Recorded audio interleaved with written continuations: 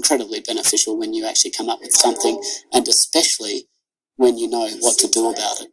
So previously, if we had a diagnosed leaky gut, we probably would have been a bit vague about exactly what we do. And now we sort of, there's avoid this, there's this supplement, you can do this. We know that there's several factors, so there's certain things you should avoid. So a supplement, like you can actually supplement with lecithin, because that's actually got phosphatidylcholine in it, which makes up about 70% of the mass of the mucus lining the gut.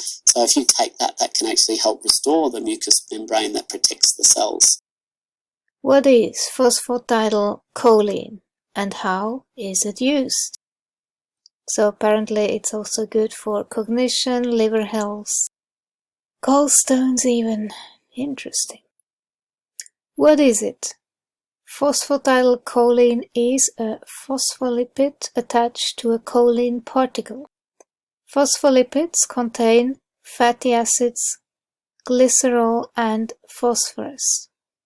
The phosphorus part of the phospholipid substance, the lecithin, is made up of PC.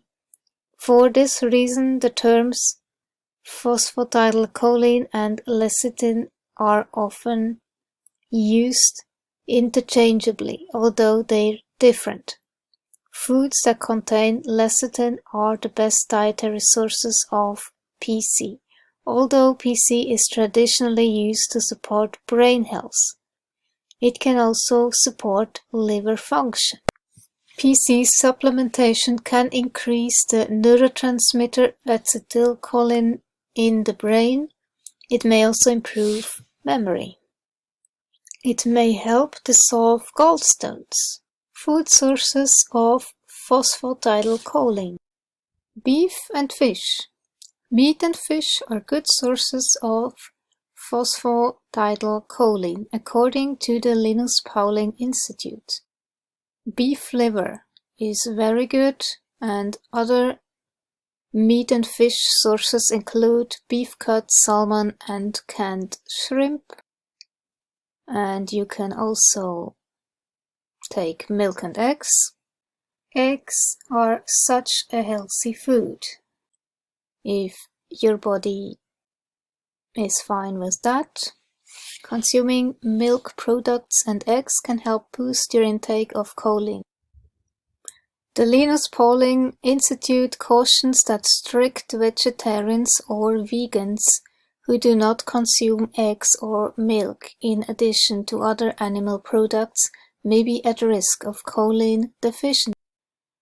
These are the alternatives to A1 dairy that many people react to. A lot to choose from. My body only accepts camel milk, and I definitely can say there are a lot of benefits.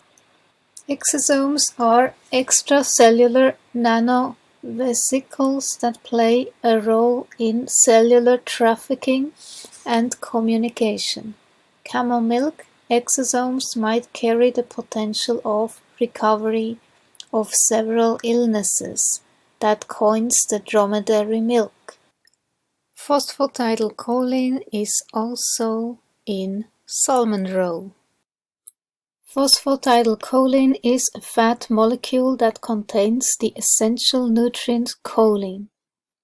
This choline-containing compound plays a role in nerve impulse transmission, fat metabolism, and maintaining the structure of cells.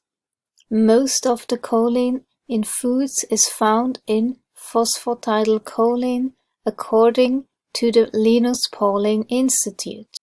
The recommended amount of choline intake for adult males is 550 mg per day, while it is 425 mg per day for adult females, and helps for chronic liver disease. Phosphatidylcholine benefits for brain, liver, gut, and cellular function. Here are 6 important roles PC plays in the body and human health. PC provides the main bulking block for cell membranes and mitochondria. 2. PC is the main building block of liposomes. PC provides choline. 4. PC is important for the methylation cycle. Very important. 5. PC affects liver and cholesterol metabolism. 6. PC's role in healing ulcerative colitis and relieving symptoms. So that's a core med science side. One of choline's main roles in the body is brain and nervous system function. Choline gives rise to the neurotransmitter acetylcholine. In the brain, ACH controls our ability to focus and retain information. Outside of the brain, ACH is the main communicator of messages in our conscious and unconscious or autonomic nervous system.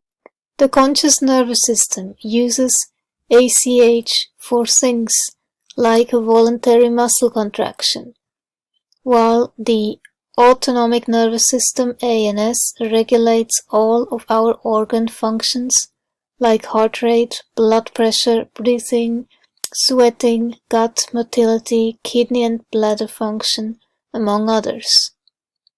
In addition, how quickly we think and react has to do with the speed of nerve electrical signal transmission. That's why, as a vegan, I had constant brain fog, and when I was reading some text, I had to read it several times, and I did not understand what I was reading. It was very difficult for me to focus, and I was exhausted all the time. And that's why I say when I went carnivore, suddenly that choline intake was there, and my brain lit up like a Christmas tree. I felt this mental clarity so pristine, and suddenly I'm able to read so much stuff and research without ever feeling exhausted, and I understand what I'm reading. It's such a difference, this mental clarity. So I never ever want to go back to this state. This is horrible. Choline is also used to manufacture sphingomyelin, a component of the myelin sheet surrounding nerve cells, a fatty envelope responsible for speeding up the transmission of nerve signals. Without sphingomyelin, nerve signals would travel much more slowly. Myelin becomes damaged in multiple sclerosis, causing decreased processing speed, muscle weakness, loss of balance, and generalized fatigue. It's not surprising that low levels of PC and choline lead to acetylcholine and sphingomyelin depletion. This leaves us feeling lethargic, unable to focus, and weak due to muscle fatigue. Adequate levels of choline are also required for proper cognition. Phosphatidylcholine as nootropic supplement. Phosphatidylcholine PC, not to be confused with phosphatidylserine, another nootropic, is most commonly extracted from sunflower or soy lecithin, so be careful when you look at supplements, okay? Soy is not a food. There are no benefits in consuming plant lectins. They will actually do the opposite, damage your gut, and you end up with a leaky gut. Check out my long video on lectins.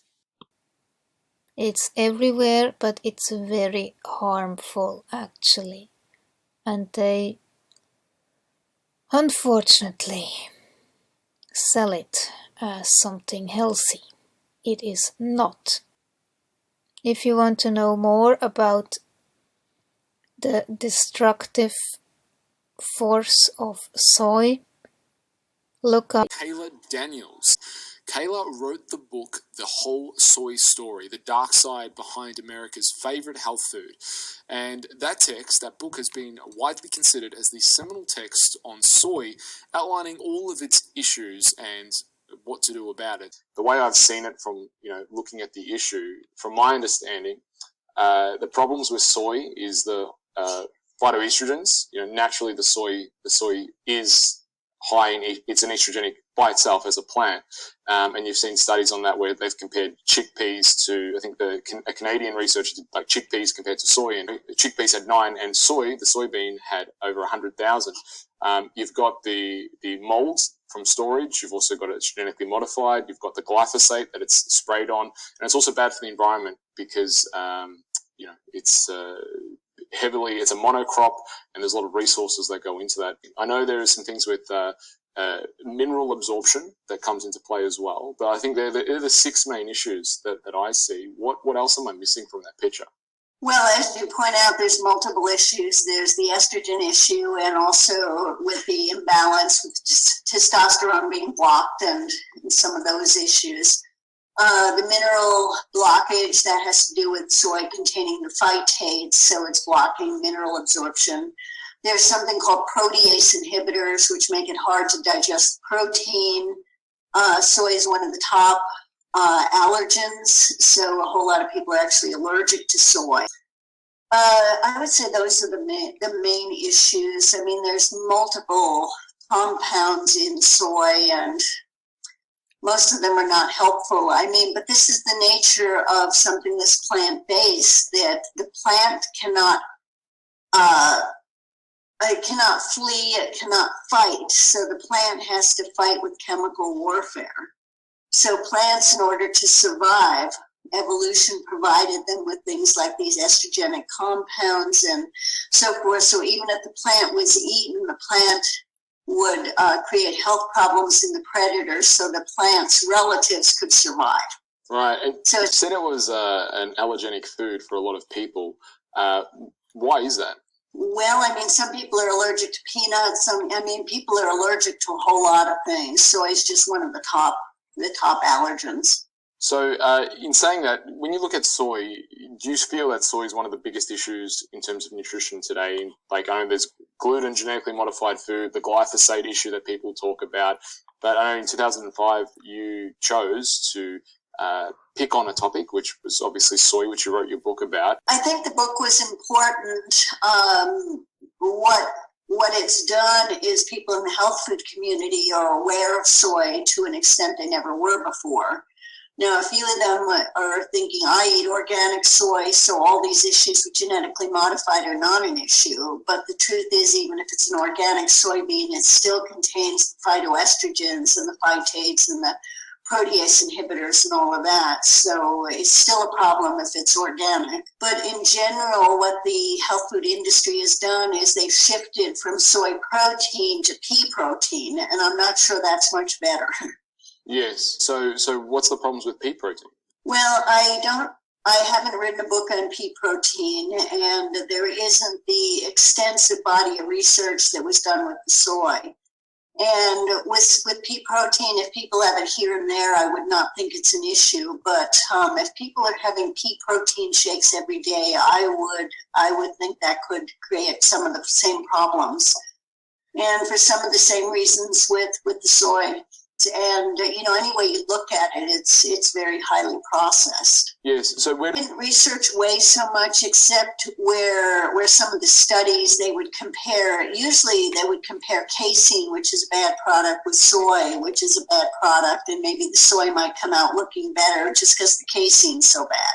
Yeah. So very few of those studies would they actually use whey, because whey would come out better than soy, and soy industry sponsored study, they're not going to use whey. I'm a big fan of real food and not doing protein powders at all. But I'm also realistic. I know there's a lot of busy people. They want their shakes, they want their bars, and I will encourage real food, but sometimes that's not what people are going to do.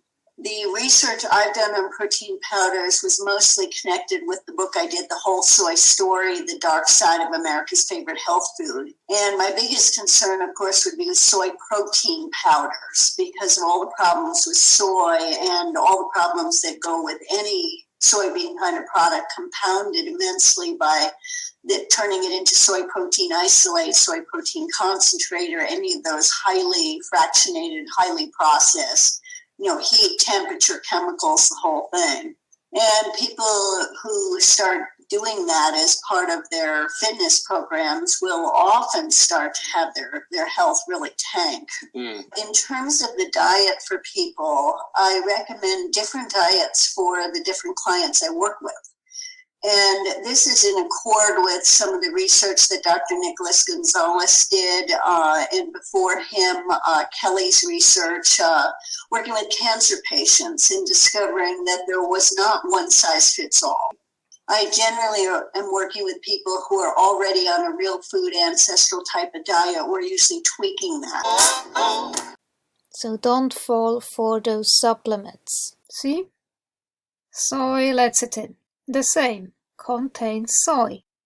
Again, soy. Just bloody everywhere. Even if it's free of all those things and is supposed to be a good quality product, if it has soy, it's useless. It's poison. Take it from animal sources. Okay?